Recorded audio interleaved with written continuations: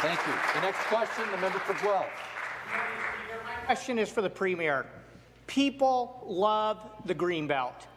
They want the Premier to keep as many promises, not to pave over the places they love, the farmland that feeds us, the nature that protects us, especially when we already have enough land slated for development to address the housing crisis. Land in places where people want to live, close to where they work, their family, and transit, not in unaffordable places with long, expensive commutes.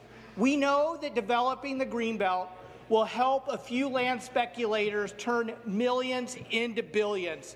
Speaker, why is the Premier breaking his many promises not to pave over the Greenbelt when his own housing task force clearly stated that we do not need to open the Greenbelt for development to address the housing crisis? Minister of Municipal Affairs and Housing. Speaker, I want to thank the honourable member for his question.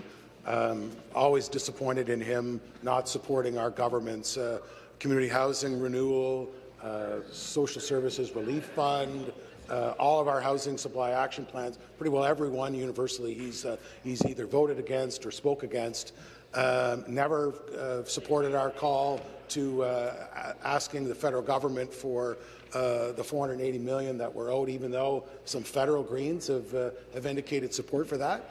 At the end of the day, our consultation with Ontarians are going to do two things. It's going to grow the Greenbelt by over 2,000 acres, which I think is a very positive opportunity, including the Periscalp Moraine that this member had a private member's bill in respect to. But at the same time, it'll provide an opportunity with 50,000 homes at a minimum on land that's existing. It's serviced. It's adjacent to an urban area.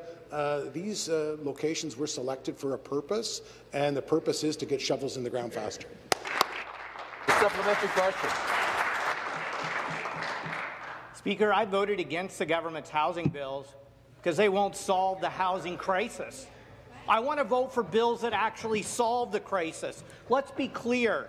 Dismantling environmental protections, attacking local democracy, paving over farmlands, wetland, and nature, downloading costs onto property taxpayers, forcing people into long, expensive commutes will not solve the housing crisis. I've put forward plans that show how good planning, zoning changes that allow fourplexes and walk-up four-story apartments, mid-rise apartments along transit corridors and arterial roads, clamping down on housing speculation, investing in deeply affordable co-op and nonprofit housing. Those are the solutions that will solve the housing crisis.